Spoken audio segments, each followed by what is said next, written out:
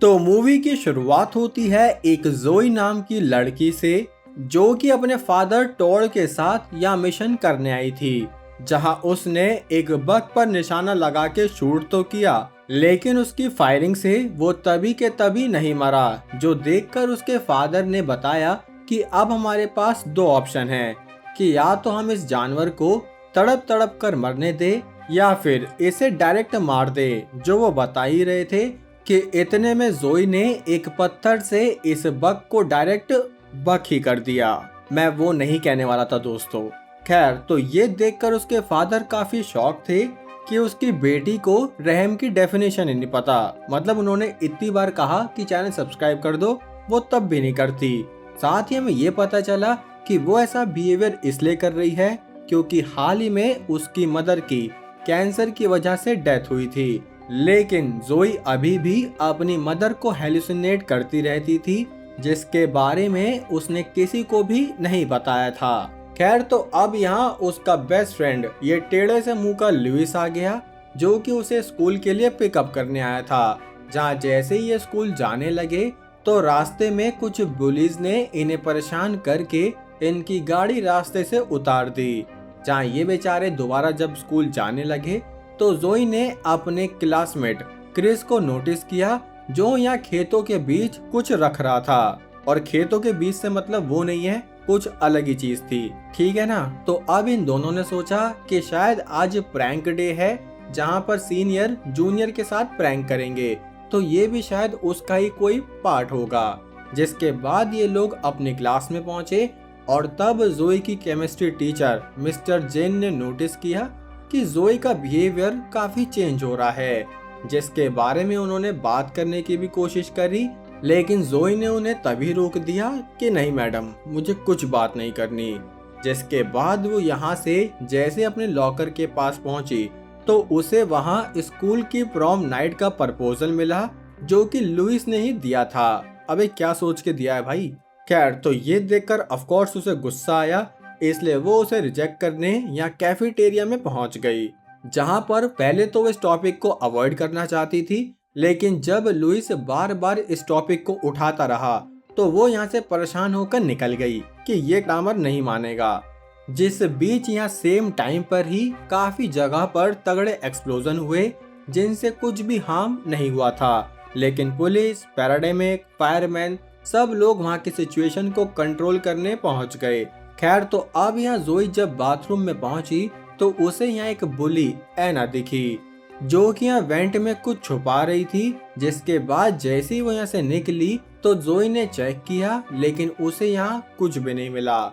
और वहीं दूसरी तरफ कैफेटेरिया में अचानक से एक वैन यहाँ ग्लास तोड़कर अंदर आई, जिसमें से वही क्रिस नाम का लड़का बाहर निकला, जो कि खेतों में कुछ रख रहा था। और उसने यहाँ एक इंजर्ड आदमी को पूरा खत्म किया कि क्यों तड़प रहा है भाई, ले पूरा ही मार देता हूँ। साथ ही इनके ग्रुप को एना ने भी ज्वाइन किया, जो कि यहाँ बाथरूम से अपनी छुपाई हुई गन निकाल कर लाई थी। और इनकी गैंग में ये स्कूल का सबसे बड़ा लूजर किप था और इनकी गैंग का लीडर ये ट्रिस्टन था। तो अब इन चारों ने ही शहर में अलग अलग जगह वो एक्सप्लोजिव लगाए ताकि पुलिस का ध्यान बट जाए, क्योंकि यहाँ ये कुछ लोगों को मारने लगे ताकि डर बैठा सके।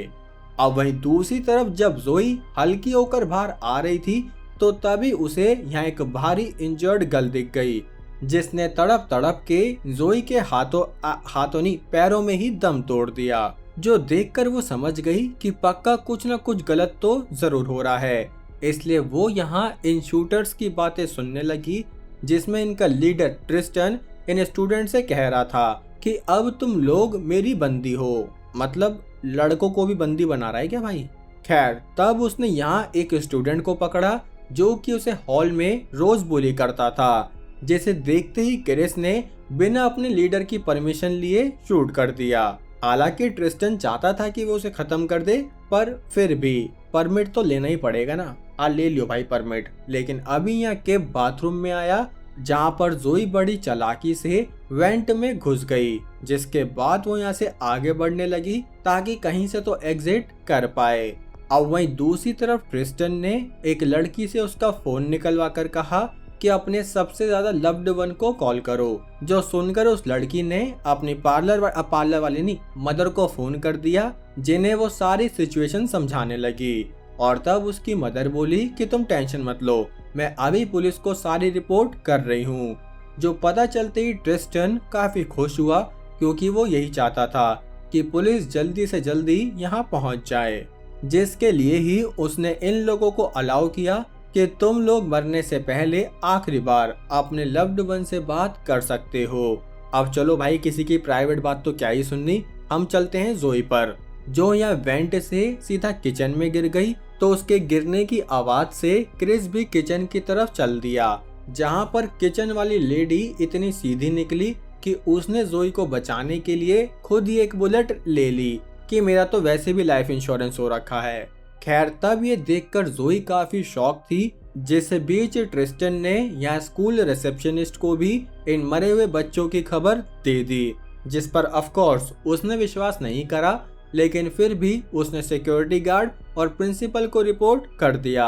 अब ये सिक्योरिटी गार्ड और प्रिंसिपल जब तक आते हैं दोस्तों, इतने हम चलते हैं जोई के पास, जो कि यहाँ किचन के बैक डोर से स्कूल से बाहर निकली। और तब वो अपने क्लासमेट को समझाने लगी कि आखिर अंदर क्या हो रहा है, लेकिन उसकी बात किसी ने भी नहीं सुनी और वो मनबुद्धि स्कूल में ही चले गए, क्योंकि आज प्रैंक डे था। जैसे बीच ही ट्रिस्टन ने यहाँ अपने सारे बंदियों से कहा कि चलो भाई लाइव स्ट्रीम ऑन कर दो, क्योंकि वो अपने सारे कारनामे यहाँ वर्ल्ड को दिखाना चाहता था। साथ ही उसने इनकी स्ट्रीम पर क्लियर कर दिया कि अगर किसी प्लेटफॉर्म ने इनकी स्ट्रीम बंद करी तो वो काफी लोगों को मार देगा, जिसका जिम्मेवार वो स्ट्रीम प्लेटफॉर्म ही होगा।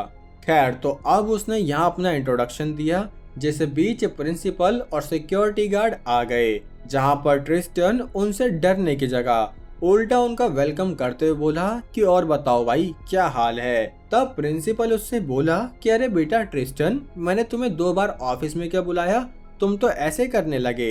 लेकिन ट्रिस्टन ने साफ कहा कि ये सिर्फ उन 2 मीटिंग्स की बात नहीं है, ये बात है इतने साल बुली होने की, जहाँ सोसाइटी ने मुझे बुली किया, मुझे मारा पीटा, साथ ही हमेशा उन्होंने मुझे खुशी देने की जगह दुख ही दिया। जो सुनकर प्रिंसिपल उसे ज्ञान देकर शांत करने की सोचने लगा, लेकिन उसके बदले में प्रिंसिपल खुद एक गोली से शांत हो गया, जो देखकर सिक्योरिटी गार्ड यहाँ से भाग निकला।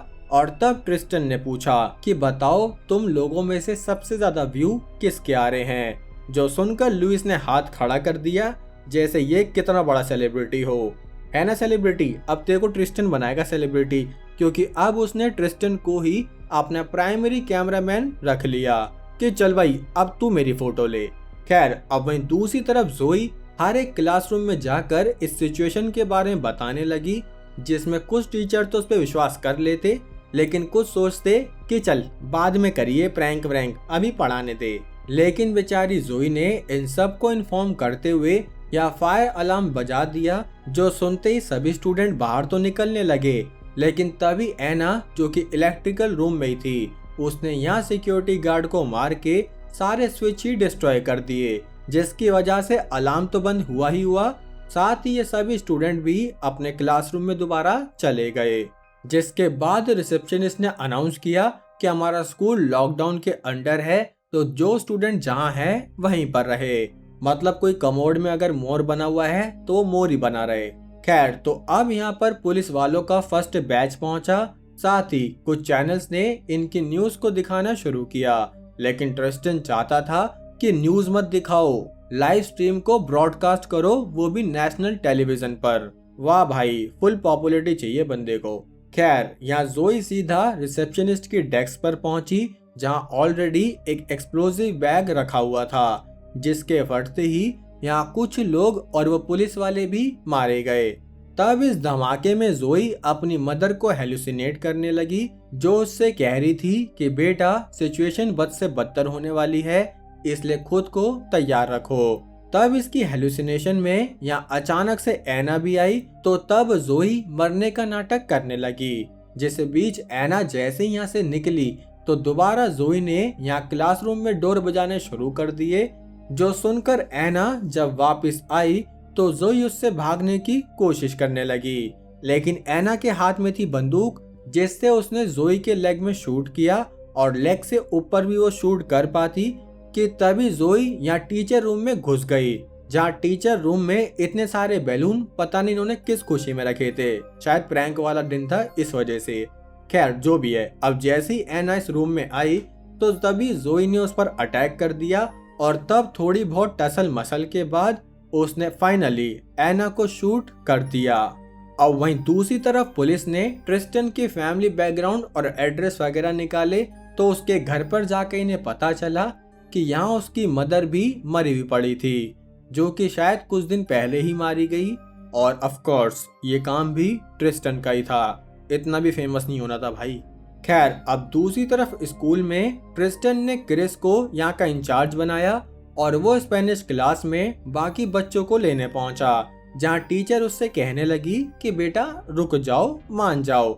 लेकिन ट्रिस्टन था हरामी, उसने सिचुएशन का फायदा उठाने के लिए मैडम से कहा कि चलो मैडम अब उतार दो, जो सुनकर ऑफ कोर्स मैडम ने गन पॉइंट पर होने की वजह से उतार दिए। और तब ये चीज लाइव स्ट्रीम पर इतने सारे लोग देखकर जो भी कर रहे होंगे। खैर तब इस बात की न्यूज जोई के फादर तक भी पहुंची और वो तभी के तभी अपना शूटिंग का सामान लेकर यहाँ स्कूल में पहुंचने लगे, जहाँ स्कूल के बाहर काफी सारे पेरेंट्स, पुलिस, रिपोर्टर सब लोग इकट्ठा हो गए क्योंकि टीआरपी तगड़ी थी। जिस बीच पुलिस ने स्कूल में घुसने की कोशिश करी तो तभी क्रिस ने लोगों पर शूट कर दिया कि बाहर ही रहो, बाहर, स्कूल में घुसने की कोशिश मत कर लेना।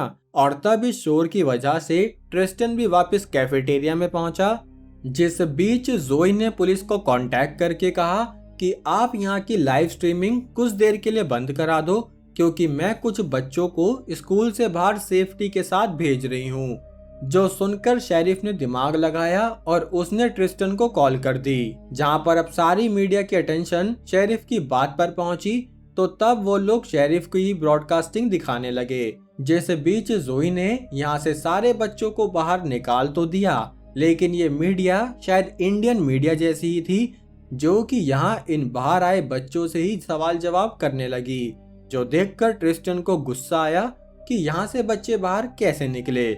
इसलिए वो समझ गया कि कोई ना कोई इनकी मदद जरूर कर रहा है, इसलिए उसने किप को इस काम पर लगा दिया कि उस इंसान को ढूंढो और मार दो।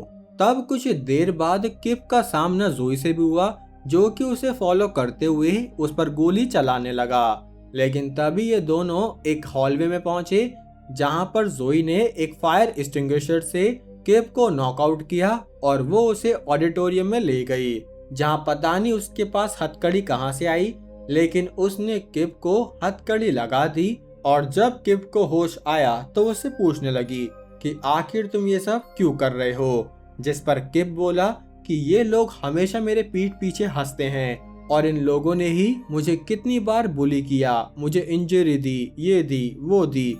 जो सुनकर जोई बोली कि तुम्हें पता भी है कि वो लोग तुम पर ही हंस रहे हैं, हो सकता है वो किसी और बात पर हंस रहे हो। साथ ही वो बोली कि जिन्होंने तुम्हें बुली किया अब वो लोग तो परेशान होंगे ही, लेकिन जो लोग अच्छे थे और जिन्होंने तुम्हें बुली नहीं किया वो भी तो परेशान हो रहे होंगे, तो तुम किसी एक के चक्कर में सबको क्यों लपेट रहे हो। जो सुनकर किप का थोड़ा दिमाग खुला कि वो कहाँ ट्रिस्टन के प्रोपेगेंडा के चक्कर में फंस चुका था। वैसे शुक्र है कि इसे समझाने से कुछ तो समझ आया, वरना लोग तो समझना ही नहीं चाहते। खैर तो अब जोई किप की गन लेकर यहाँ से बाहर निकली। जब एना के फोन पर कॉल करी तो वो कॉल सीधा जोई ने उठाई, जहाँ वो बहुत हिम्मत से बोली कि मैंने एना को मार दिया है। जो सुनकर ट्रिस्टन ने उसे वार्निंग दी कि अगर तुम अगले 5 मिनट में कैफेटेरिया एरिया में नहीं आई तो मैं यहाँ हर 5 मिनट में एक एक स्टूडेंट को मारना शुरू करूंगा।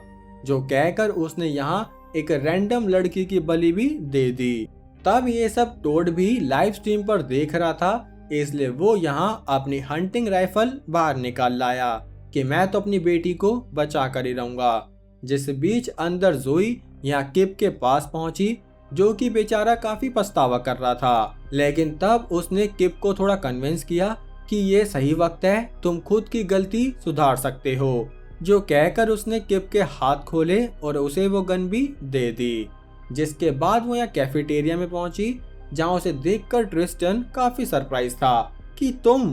तुम सुक्कड़ सी लड़की ये सब परेशानी कर रही थी, जिस पर वो कॉन्फिडेंटली बोली कि हाँ। और तभी यहाँ किप भी उसे प्रोटेक्ट करने पहुंच गया, जहाँ ट्रिस्टन उसे देखते ही हंसने लगा कि मैं जानता था तुम्हारे जैसे बेपैदी लोटा कहीं भी लुढ़क जाते हैं।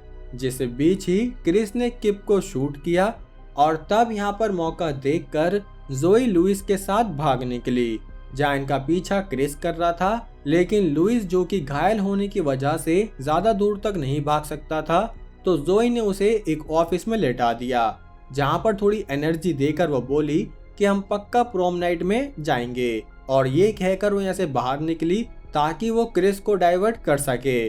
जिसके बाद ये लोग भागते भूगते केमिस्ट्री लैब में पहुंचे, जहां पर जोई ने गैस ऑन करी तो बहुत हल्का सा धमाका हुआ, जिस हल्के से धमाके ने ही टोड की अटेंशन ले ली और टोड यहां अपनी गन सेट करके लेट गया। जहां केमिस्ट्री लैब में क्रिस ने जोई पर अटैक किया और तब वो जोई को खत्म करता कि इस बीच टोड ने बाहर से ही क्रिस के चिमटे टेढ़े कर दिए। खैर, तो अब उसने अपनी बेटी को तो बचा लिया, लेकिन पुलिस ने फिर भी उसे अरेस्ट किया कि भाई हम कंटेस्टेंट है ना, फिर आप वाइल्ड कार्ड एंट्री क्यों बन रहे हो। खैर, तो अब ट्रिस्टन ने क्रिस को फोन किया, जिस फोन को दोबारा जोई ने उठाया और तब उसकी मदर उसे हिम्मत देने लगी कि बेटा हार्डर, मतलब फाइट हार्डर। और तब उस हिम्मत से जोई ने ट्रिस्टन को क्रिस की बॉडी की फोटो भेज दी और बोली कि तुम इसके बारे में क्या सोचते हो। तब क्रिस, जिसे अपना पूरा प्लान फेल होते दिख रहा था कि मैं तो अकेला ही रह गया हूँ, इसलिए उसने सोचा कि अब मैं इस एक्सप्लोजिव से भरी वैन को उड़ा दूंगा। जहाँ कॉल पर ही जोई उससे कहने लगी कि तुम्हारा ये सारा काम वेस्ट रहा, क्योंकि तुम लोगों को कुछ प्रूव करके अटेंशन लेना चाहते थे, लेकिन अब लोग मुझे याद रखेंगे। जो सुनकर ट्रिस्टन समझ गया कि कहते हो सही रही है, इसलिए वो यहाँ से एक रैंडम बंदे को लेकर छत पर निकल गया। जिस बीच जोई जब यहाँ कैफेटेरिया में पहुंची तो उसने इन स्टूडेंट्स को कहा कि भाई यहाँ भंडारा नहीं बटेगा, भागो यहाँ से। और तब ये कहकर जब उसने वैन चेक करी तो यहाँ सिर्फ 40 सेकंड ही बचे थे, जो देखते हुए उसने वैन को पार्किंग एरिया की तरफ ड्राइव कर दिया, जहाँ पार्किंग एरिया भी एकदम खाली था। तो वहाँ धमाके से भी किसी की जान नहीं गई। जिसके बाद जब वो हॉल में आई तो यहाँ स्वैट ऑफिसर्स ने उसे ही अरेस्ट कर लिया। अबे बड़े पागल लोग हैं, इसी ने तो सबको बचाया है। खैर, तो अब यहाँ जोई की मदर भी उसे गुड बाय कहकर चली गई। जिसके बाद अगले सीन में शेरिफ खुद जोई से मिलने पहुंचा, जहाँ उसने हाथ मिलाते हुए उसकी काफी तारीफ भी करी।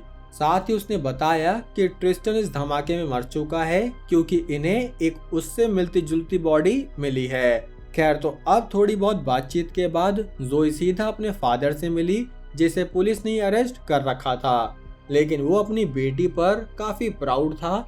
और तभी जोई ने देखा कि ट्रिस्टन तो जिंदा है, जो कि जंगल की तरफ ही भाग रहा था। जो देखते हुए जोई ने अपने फादर की राइफल उठाई और वो इसका पीछा करने लगी, जहां उसने देखा कि ट्रिस्टन एक पासपोर्ट और कुछ पैसे वगैरह निकाल रहा था। जो निकालते निकालते ही जोई ने उस पर निशाना साधा और सीधा उसकी चेस्ट में शूट कर दिया। जिसके बाद जब उसने जाकर देखा कि ये भी अभी मरा नहीं था, जहां वो चाहती तो उसको पूरा मार के इसका तड़पना रोक सकती थी, लेकिन इसने कोई रहम ना करते हुए इसे एक तड़पती हुई मौत देने का ही फैसला किया। जहां मूवी के एंड सीन में हमें यहाँ शेरिफ दिखा, जो कि स्कूल ग्राउंड में सबको अनाउंस कर रहा था कि दोस्तों ये मूवी रन हाइड फाइट सिर्फ एक एक्शन मूवी नहीं है। यह हमें दिखाती है कि आज के सोशल मीडिया एज में फेम का यानी फेमस होने का ऑब्सेशन कितना खतरनाक हो सकता है। बिकॉज ट्रिस्टन और उसका gang, they are not just villains, they are mirror to our society.